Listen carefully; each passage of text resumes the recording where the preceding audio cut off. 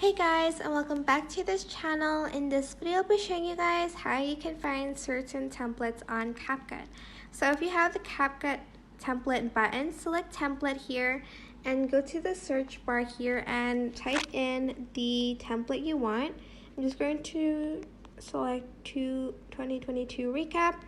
Select search and you're going to find videos within that topic, as you can see, and you can just select which one you want and press use template, and you can just edit the pictures and videos later.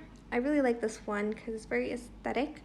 You can also find it in hashtags, and if you don't have this, just go to Google and select 2022 recap CapCut template and select this one. It's a bit harder to find on the website though. Select it and use template in CapCut, and it's going to go to CapCut. So yeah, that is it. I hope this tutorial was helpful for you guys.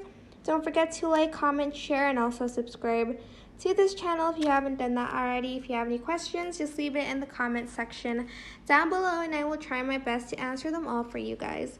And if you found this video helpful, please click the thanks button above the description box down below. Thank you so much for watching. Bye!